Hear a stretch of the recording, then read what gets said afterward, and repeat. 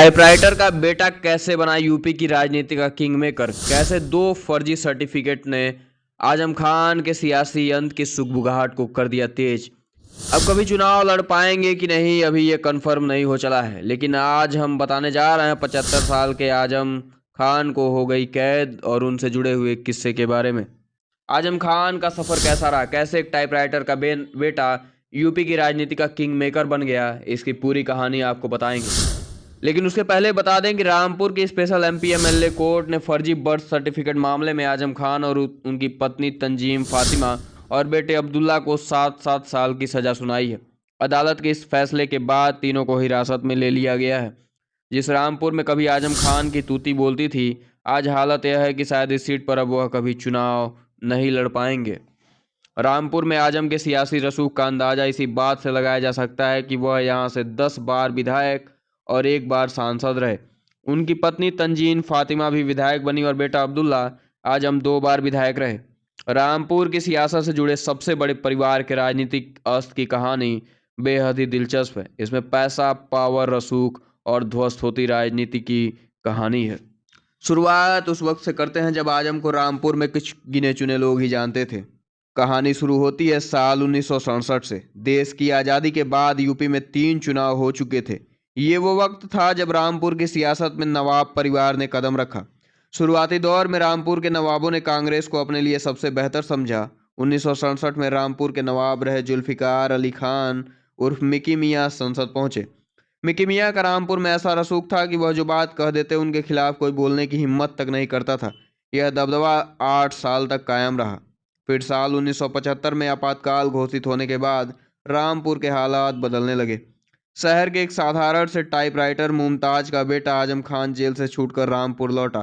तेज तर्रार आजम शहर लौटते ही पढ़ाई के लिए अलीगढ़ चले गए। वह अलीगढ़ मुस्लिम यूनिवर्सिटी यानी एमयू में वकालत पढ़ने गए, जहां पर उन्हें कॉलेज पॉलिटिक्स पसंद आने लगी। छात्रों के समर्थन की बदौलत आजम एमयू में छात्र संघ के सेक्रेटरी बने।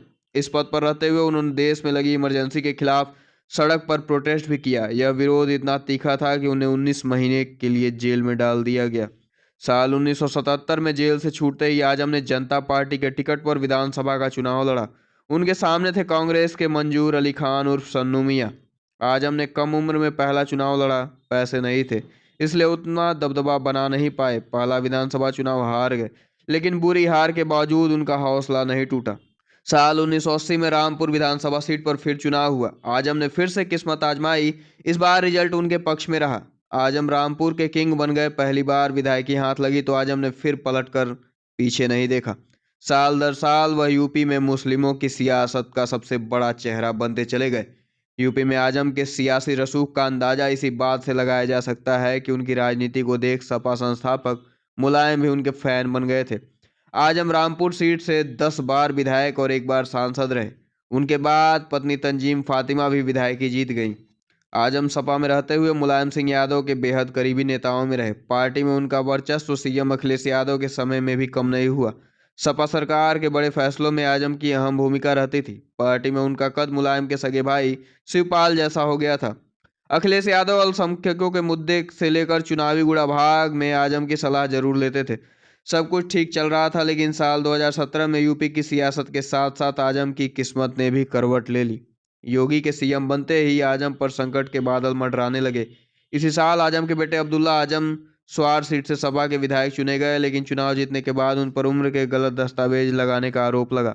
अब्दुल्ला के सामने बीएसपी से चुनाव लड़े नवाब काजिम अली खान ने नॉमिनेशन के समय अब्दुल्ला की उम्र 25 साल से कम होने का आरोप लगाया। जांच बैठी तो पता चला कि अब्दुल्ला आजम ने फर्जी आयु प्रमाण पत्र पर चुनाव लड़ा था और वो नामांकन के समय 25 साल के नहीं थे। इसके बाद अब्दुल्ला का निर्वाचन रद्द कर दिया गया, उनकी सदस्यता भी चली गई। इस केस में अब्दुल्ला के साथ पिता आजम और मां तंजीन फातिमा को भी जेल जाना पड़ा। साल 2019 के हेट स्पीच मामले में आजम की विधायकी रद्द कर दी गई। उन्हें 3 साल जेल की सजा हुई। यहीं पर उनके सियासी सफर का पहला ब्रेक लगा। अदालत से सजा याफ्ता होने की वजह से आजम न तो चुनाव लड़ सके और ना ही वोट डालने जा पाए।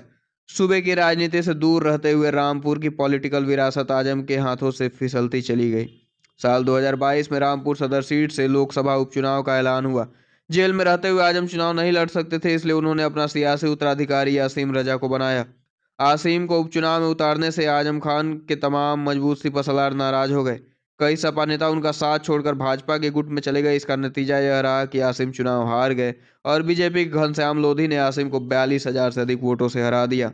लोकसभा उपचुनाव के बाद विधानसभा चुनाव में कमल खिलाने के लिए भाजपा ने अपनी पूरी ताकत झोंक दी। विधानसभा चुनाव से पहले सीएम योगी से लेकर डिप्टी सीएम केशव मौर्य और ब्रिजेश पाठक तक रामपुर में रैलियां करने पहुंचे। रामपुर की गद्दी पर जमने के लिए बीजेपी नेता सुरेश खन्ना, दानिश रजा अंसारी और जितिन प्रसाद तक ने जिले में अपने कैंप लगाने शुरू कर दिए। उधर लोकसभा उपचुनाव में मिली हार के बावजूद सपा ने विधानसभा उपचुनाव में फिर से आसिम रजा पर दांव खेला। वोटिंग से पहले सपा प्रमुख अखिलेश यादव और दलित नेता चंद्रशेखर आजाद ने खुद रामपुर पहुंचकर आजम का हौसला बढ़ाया, लेकिन तब तक बहुत देर हो चुकी थी। चुनाव हुए और बीजेपी से आकाश सक्सेना ने विधायक बनकर इतिहास रच दिया।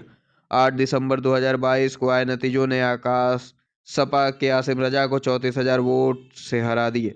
आकाश रामपुर विधानसभा सीट से चुनाव जीतने वाले पहले हिंदू उम्मीदवार बन गए। तमाम मुश्किलों के बावजूद साल 2022 में आजम खान के लिए एक राहत भरी खबर आई। स्वार विधानसभा सीट से अब्दुल्ला दोबारा जीत गए, लेकिन ये खुशी बहुत दिनों के लिए नहीं थी। इस बार भी अब्दुल्ला को सरकारी कामकाज में खलल डालने के लिए मुकदमे में सजा हुई और उनकी सदस्यता भी रद्द हो गई। मई 2023 में स्वार सीट पर हुए उपचुनाव के नतीजे आए तो भाजपा की सहयोगी अपना दल के शफीक अहमद अंसारी को जीत मिली। शफीक ने सपा की अनुराधा चौहान को 8,724 वोटों से हराया और इस तरह आजम फैमिली के कब्जे से स्वार सीट भी निकल गई। स्वार विधानसभा सीट गंवाने के बाद जब भी सुर्खियों में आजम का नाम आता तो उसके साथ एक और सब जाता, जेल। एक के बाद एक केस में फंसते आजम की सियासी जमीन भी खिसकती जा रही थी। बीते 4 महीनों में 2 तारीखें ऐसी रही जिसमें आजम सबसे ज्यादा याद किए गए। पहला 15 जुलाई 2023, आजम खान को हेट स्पीच मामले में रामपुर की कोर्ट ने 2 साल की सजा सुनाई। वहीं दूसरी तारीख थी 18 अक्टूबर 2023। आजम के बेटे अब्दुल्ला ने फर्जी बर्थ सर्टिफिकेट मामले में आजम खान, पत्नी तंजीन फातिमा और बेटे अब्दुल्ला को 7-7 साल की सजा सुनाई गई।